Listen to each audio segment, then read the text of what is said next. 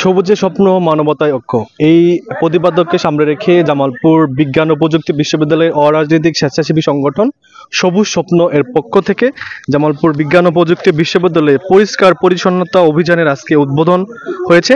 জামালপুর বিজ্ঞান ও প্রযুক্তি বিশ্ববিদ্যালয়ের vice chancellor professor doctor Ruknuzzaman তিনি আনুষ্ঠানিকভাবে এই আজকের যে পরিষ্কার পরিচ্ছন্নতা অভিযান এটার উদ্বোধন করেছেন। এছাড়া বিশ্ববিদ্যালয়ের বিভিন্ন বিভাগের শিক্ষার্থীদের নিয়ে সংগঠিত যে সবুজ স্বপ্ন সংগঠন, এই সংগঠনটি উদ্যোগে শুধু পরিষ্কার পরিচ্ছন্নতা নয়, জামালপুর শহরের ফৌজদারি মোড় এলাকায় যারা পথ শিশু এবং অসহায় দরিদ্র যারা পথ শিশু রয়েছেন তাদের মাঝে কিন্তু তারা শিক্ষামূলক কর্মকাণ্ড করে থাকে। তো এখানে ইতিমধ্যে যে জামালপুর বিজ্ঞান ও প্রযুক্তি বিশ্ববিদ্যালয়ের ভিসি তিনি কিন্তু আনুষ্ঠানিকভাবে যে আজকের পরিষ্কার পরিচ্ছন্নতা অভিযান এই অভিযানটি কার্যক্রমের উদ্বোধন করলেন। আমার পেছনে দেখতে পাচ্ছেন এছাড়াও বিশ্ববিদ্যালয়ের বিভিন্ন বিভাগের শিক্ষার্থীরা কিন্তু এখানে সবান্ধবে তারা যে পরিষ্কার পরিচ্ছন্নতা অভিযানে অংশগ্রহণ করেছে। এখন থেকে তারা নিয়মিতভাবে বিশ্ববিদ্যালয় পরিষ্কার পরিচ্ছন্ন রক্ষায় তারা নিয়মিত কাজ করে যাবে। এছাড়া মানবিক যে বিভিন্ন কাজগুলো রয়েছে তারা কিন্তু এই সংগঠনের পক্ষ থেকে করে যাবে। তো বিশ্ববিদ্যালয়ে 60 থেকে প্রায় 70 জন শিক্ষার্থী তারা নিয়মিতভাবে যারা জামালপুরে যারা পথ শিশু রয়েছেন তাদের কাছে শিক্ষা দিয়ে থাকে। এছাড়া 28 নভেম্বর জামালপুর বিজ্ঞান ও প্রযুক্তি বিশ্ববিদ্যালয় যে বিশ্ববিদ্যালয় দিবস উপলক্ষে মূলত আজকের এই প্রোগ্রামটি উদ্বোধন করেছেন যে এই বিশ্ববিদ্যালয়ের ভাইস চ্যান্সেলর। এখানে বিভিন্ন বিশ্ববিদ্যালয়ের শিক্ষার্থীরা কিন্তু এখানে দেখতে পাচ্ছেন তারা পরিষ্কার পরিচ্ছন্নতা অভিযান চালাচ্ছেন, এখানে বিভিন্ন ময়লা আবর্জনা পরিষ্কার করছেন। তো আমি এখানে কথা বলবো এখানে পরিচ্ছন্নতা একজন শিক্ষার্থীর সাথে।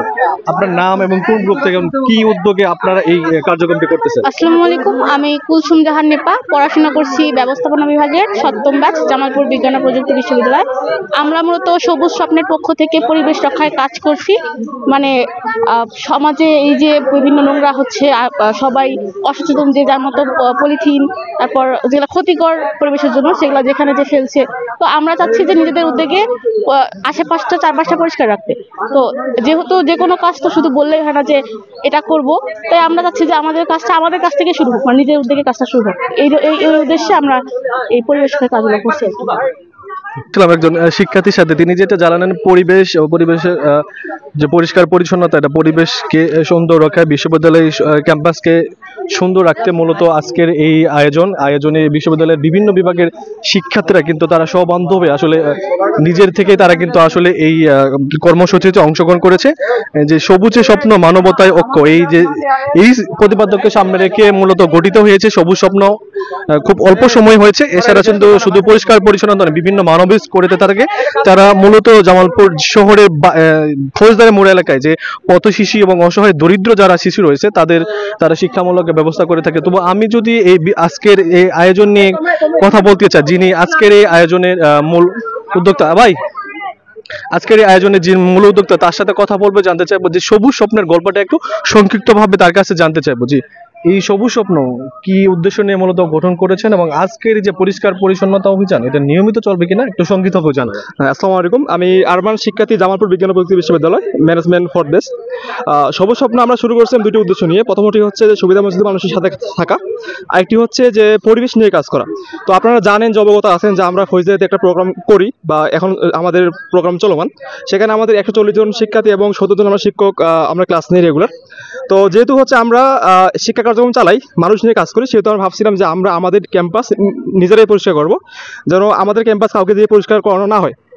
তো সেই তাগিদেই আমরা শুরু করছি যে পরিষ্কার কর্মসূচি অভিযান। তো আজকের পর থেকে সবুজ স্বপ্ন শিক্ষার্থীরা যারা আমাদের সদস্য যুক্ত তারা সবাই প্রতিজ্ঞাবদ্ধ যে আজ থেকে কেউ ক্যাম্পাস আমরা নোংরা করবো না, আমরা সবাই নিজ দায়িত্বে ক্যাম্পাস পরিষ্কার রাখবো।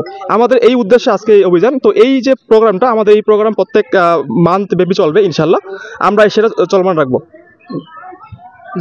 কথা বলছিলাম যে এতক্ষণ কথা বলছিলাম আজকের এই আয়োজনের যিনি মূল উদ্যোক্তা বলা চলে তিনি জানাচ্ছিলেন যে আজকের এই উদ্বোধনের মাধ্যমে তারা প্রতিজ্ঞা করেছেন তারা যে ক্যাম্পাস সহ আশেপাশের রাস্তাঘাটে অপ্রয়োজনীয় যে ময়লা আবর্জনা রয়েছে তারা সেগুলো ফালাবে না এবং সাপ্তাহিক এবং মান্থলি তারা এই কার্যক্রমটি চলবে যাতে ক্যাম্পাসটি সুন্দর থাকে। সুন্দর পরিবেশ বিনির্মাণে যে সবুজ স্বপ্ন এই সংগঠনটি তাদের এই কার্যক্রম নিয়মিতভাবে চলবে।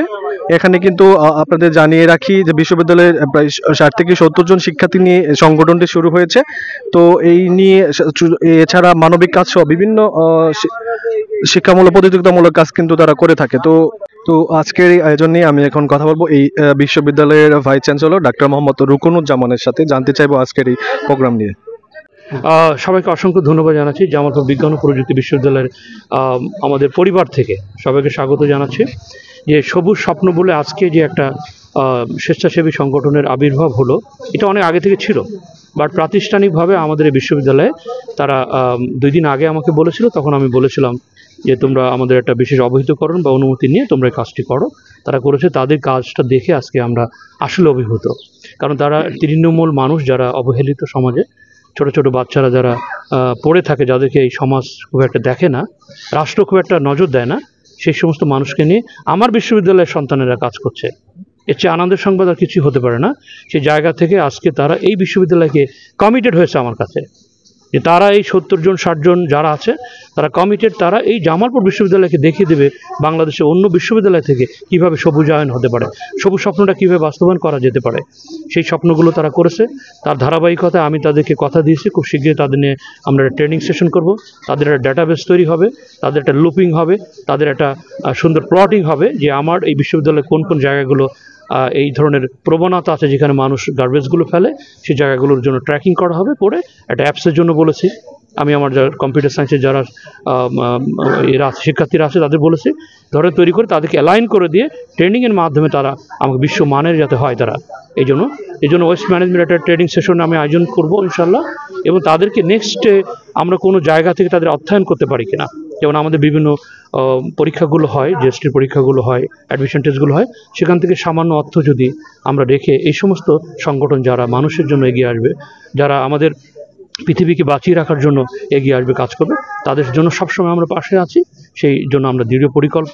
তার ধারাবাহিকতা আজকে যেহেতু আমাদের বিশ্ববিদ্যালয় দিবস সামনে আছে 28 তারিখে, সেই 28 তারিখে সামনে রেখে এই মানুষগুলো এগিয়ে এসে আমাদের পাশে দাঁড়িয়েছে।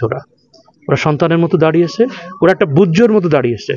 হ্যাঁ, তারা আমাদেরকে সাপোর্ট করবে আমাদের সমস্ত কিছুকে যেন সবুজ মানসিকতায় এবং সবুজ পরিবেশে থাকতে পারে, সেই গ্যারান্টিটা তারা আমাদের কাছে দিয়েছে। তারা শপথ হয়েছে। ইনশাল্লাহ আমি আশা করব এদের মাধ্যমে এই সমাজ পরিবর্তন হবে, অথবা পৃথিবী পরিবর্তন হবে। ইন্টারন্যাশনাল অ্যারেনাতে হয়তো আমাদের এই নামগুলো চলে যাবে। আমরা সেইভাবে চেষ্টা করব। বিশ্বের যত নাম করা প্রতিষ্ঠান আছে তাদের হয়তো একদিন আমরা আহ্বান করব যে আমাদেরকে অ্যালাইন করে নিতে। এটাই ছিল মূল আজকের ওদের সঙ্গে কথাবার্তার উপরে। তো মেসেজ থাকবে যে আমাদের এই পরিবেশটা নিয়ে যে আমরা কাজ করছি, এটা যেন আপনারা সঠিকভাবে, সুন্দরভাবে, প্রমিতভাবে আমরা পরিবেশ সচেতন ভাবি, এবং এই সন্তান প্রজন্ম যে ভাবে সেই কথাগুলো আপনার জনগণের মাধ্যমে দিবেন। তারা যেন নিজেদের থেকে আবার নিজেরা সচেতন হয়ে যায়, এদের দ্বারা উদ্বুদ্ধ হয়, সে বিষয়গুলো করবেন। তাদেরকে আপনার হাইলাইট করবেন, তাদের সহযোগিতা করবেন। বিভিন্ন সময় তারা প্রোগ্রাম করবে, সেগুলোকে আপনার আমলে নেবেন, নিয়ে আপনাদের সুন্দর করে আপনাদের চ্যানেলে সেটা প্রকাশ করবেন। এই প্রত্যাশা আপনাদের কাছে করি। আর এখানে যারা থাকলো সবাইকে ধন্যবাদ জানাচ্ছি। আপনাদেরকে দাওয়াত করছি আমাদের 28 তারিখে প্রোগ্রামে আপনারা আসবেন। সেখানে অনেক আনন্দের বিষয় থাকবে, অনেক স্বপ্নের বিষয় থাকবে, অনেক স্বপ্ন সম্ভাবনার জায়গাগুলো থাকবে। সেগুলো আপনারা ওই দিন আমাদের বক্তব্যের মাধ্যমে হয়তো শুনতে পারবেন। সবাইকে অসংখ্য ধন্যবাদ।